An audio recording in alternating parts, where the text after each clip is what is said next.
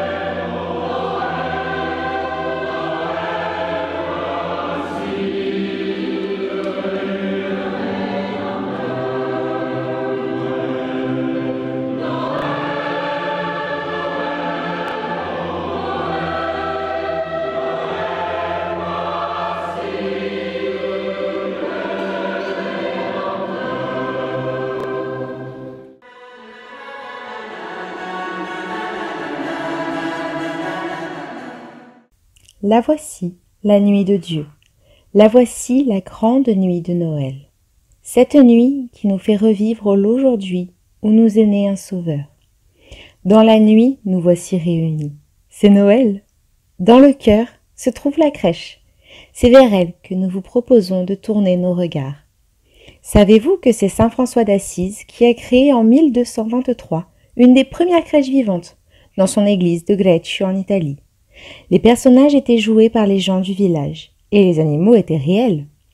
Cette crèche vivante a donné naissance à une tradition qui s'est perpétuée. Mais les acteurs ont été très largement remplacés par des personnages en bois, en cire, en carton-pâte, en faïence et même en verre. Cette nuit, penchons-nous sur notre crèche et revenons plus de 2000 ans en arrière. Devenons les bergers, suivons l'étoile et la lumière qui nous mènent à la grotte de Bethléem. Mettons, l'espace d'une soirée, nos vies surchargées sur pause, pour contempler et nous émerveiller devant la beauté et la tendresse que représente la Sainte Famille.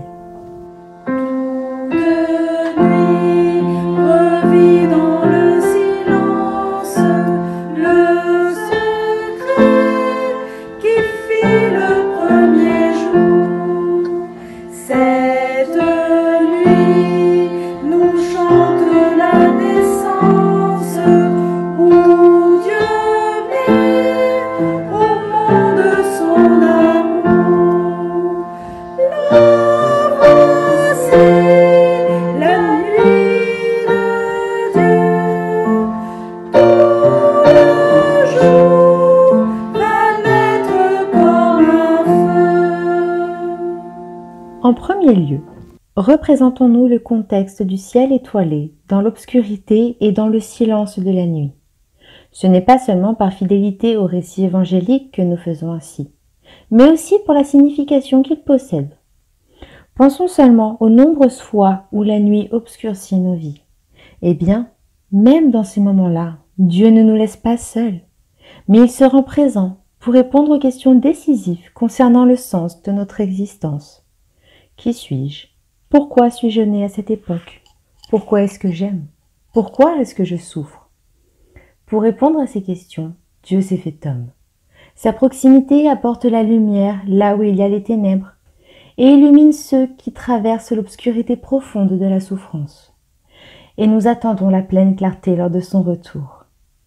Au cœur de la nuit nous apparaît l'ange du Seigneur.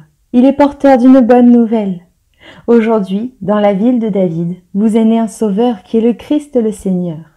L'ange nous invite à nous rassembler, à laisser nos occupations et à devenir les premiers témoins de l'histoire qui va s'écrire.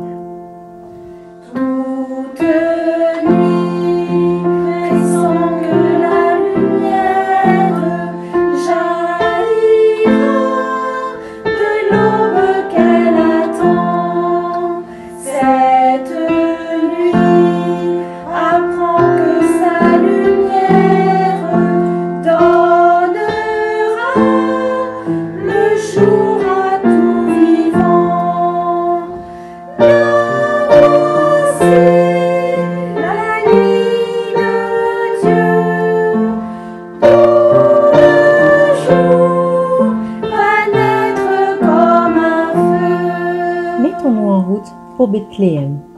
Comme le troupeau de moutons, laissons-nous conduire par nos bergers et suivons l'étoile qui nous guide et nous indique où se trouve l'enfant. Nous voilà maintenant devant la grotte, dans une étable. Devant nos yeux émerveillés se joue une scène des plus surprenantes. Un bœuf est allongé. Il contemple silencieux le miracle qui vient de se produire devant ses yeux. Il apporte un peu de chaleur dans cette nuit froide. À ses côtés, un âne. Il a une présence particulière dans les évangiles. Il est une monture humble qui a porté Marie pendant le voyage depuis la Galilée jusqu'en Judée. Un autre passage important de la Bible évoque sa présence. Lors des rameaux, à l'entrée de Jésus à Jérusalem avant sa passion. Il est lui aussi le témoin du merveilleux don de la vie. Avoir un bœuf et un âne dans une étable, il n'y a rien de très surprenant. Ce qui l'est, en revanche, c'est la présence de deux personnes qui contemplent la mangeoire. N'ayant plus de place dans la salle commune de la ville, ils ont dû marcher encore pour trouver un endroit à l'abri pour passer la nuit. C'est à cet endroit que Marie donnera la vie. À côté de Marie, dans une attitude de protection de l'enfant et de sa mère, se trouve Saint Joseph. Il est généralement représenté avec un bâton à la main et parfois même tenant une lampe. Saint Joseph joue un rôle très important dans la vie de Jésus et de Marie. Il est l'humble gardien qui ne se lasse jamais de protéger sa famille. C'est lui qui donnera le nom de Jésus à l'enfant. Mais ce soir, il s'efface pour laisser place à Marie, celle qui a porté et mis au monde notre Sauveur. Marie est à côté de la mangeoire. Elle contemple et montre son enfant à ceux qui viennent le voir.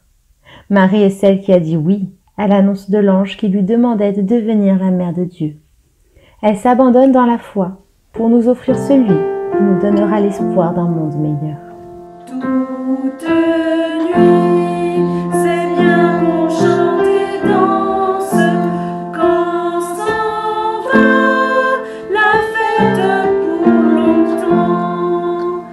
Cette nuit, la fête qui commence chantera jusqu'au-delà des temps. La voici, la nuit de Dieu, tout le jour va naître comme un feu. Enfin, en cette nuit de Noël, nous allons maintenant célébrer cette naissance. Le cœur de la crèche va commencer à battre. En cette nuit, en Jésus, Dieu a été un enfant. Et c'est dans cette condition qu'il a voulu révéler la grandeur de son amour qui se manifeste dans un sourire et dans l'extension de ses mains tendues vers tous. À l'école de Saint François, ce soir, nous pouvons ouvrir notre cœur et laisser jaillir de notre cœur un merci à Dieu, lui qui a voulu tout partager avec nous afin de ne jamais nous laisser seuls.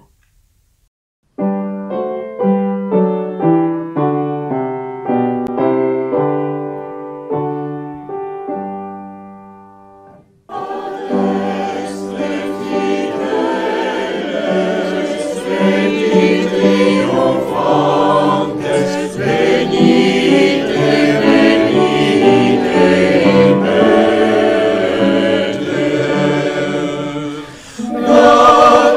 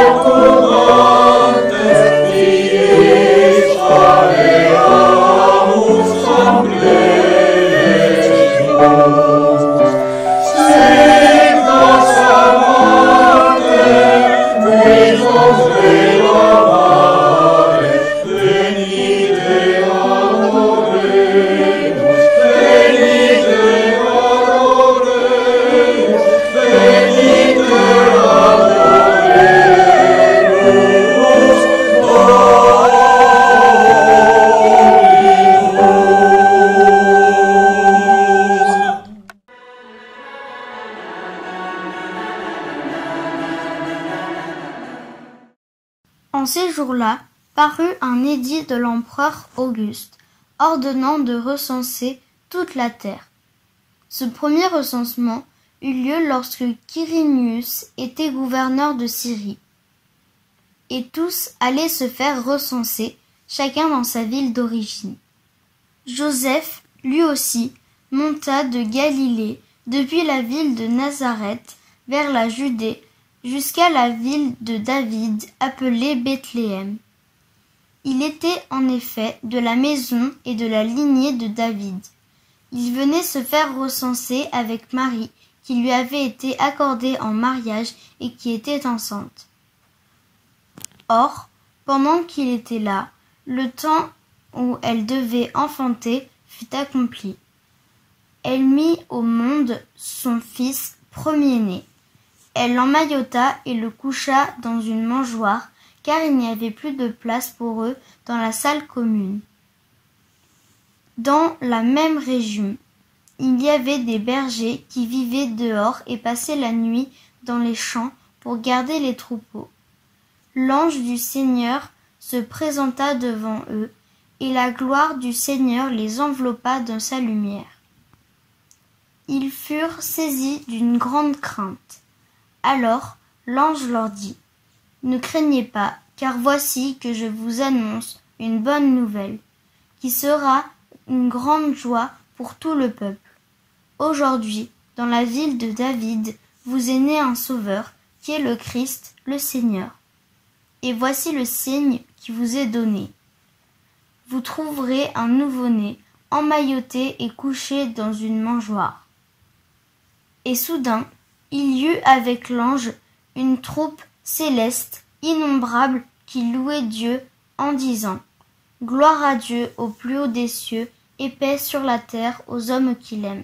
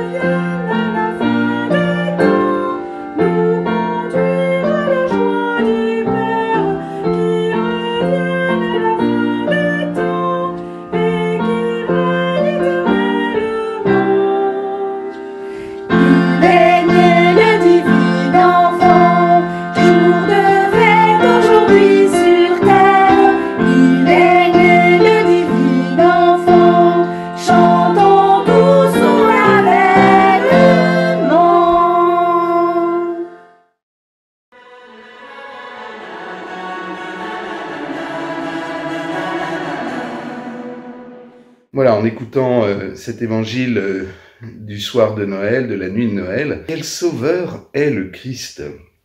Quel Dieu qui se fait homme est venu nous sauver?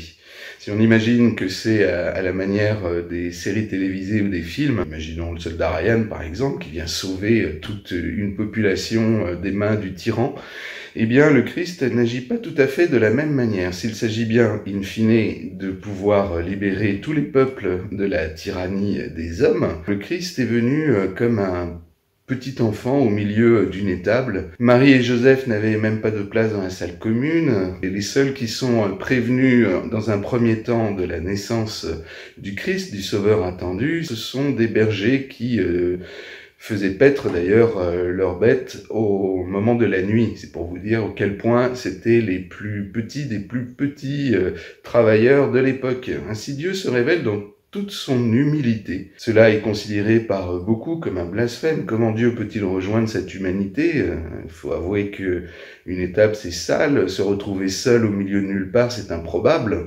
Et voici que Dieu choisit ce chemin pour ne pas écraser l'homme et pour que l'homme puisse découvrir en profondeur que son Sauveur en fait vient transformer les cœurs de chacun. Ce salut qui est opéré par le Christ, par Dieu lui-même, est une douceur infinie. Une douceur infinie pour que nous ayons, nous, le choix d'entendre et de suivre sa voix. Ainsi donc, la première des questions, c'est comment moi, je désire être sauvé par le Christ? Comment moi, je désire qu'il puisse transformer mon cœur?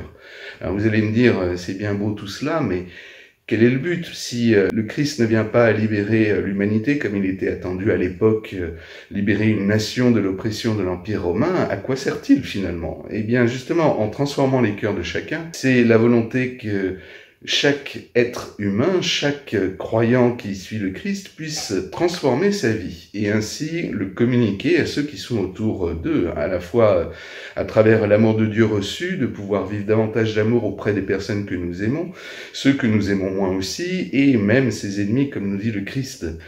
C'est ce qu'il réalise de manière absolue lors de sa mort sur la croix et sa résurrection vient manifester que la vie est plus forte que la mort, que l'amour de Dieu de toute façon sera plus fort que cette mort et que toutes les difficultés que nous rencontrons dans notre vie. Cette puissance-là, elle est bien plus grande en vérité que celle d'écraser par la force d'autres puissances qui, de toute façon, réagissent de la même manière. Dieu n'agit pas de la manière des hommes. Et il invite chacun donc à transformer son cœur afin que les êtres humains, les uns après les autres, puissent chercher à vivre de l'amour du Christ, lui le prince de la paix. Il souhaite que nous puissions le communiquer les uns avec les autres. Si tous les êtres humains devenaient croyants en cet amour de Dieu bien plus puissant que les forces de la mort, nous pourrions vivre pleinement de l'amour du Christ et être des instruments de paix tout autour de nous. Ainsi, toute violence et toute mort disparaîtraient de l'univers. C'est la raison pour laquelle la fête de Noël n'est pas simplement la fête, on va dire, de l'anniversaire de Jésus, mais aussi cette fête où nous attendons le retour du Christ pour qu'il puisse instaurer définitivement ce règne de paix, pour que tous les êtres humains choisissent de le vivre éternellement. Que cette fête de Noël soit pour nous une fête d'espérance, que nous soyons capables d'apporter ces mots dont beaucoup ont besoin aujourd'hui. Et nous vous souhaitons à chacun et à chacune, encore une fois, une très belle fête de Noël. À bientôt.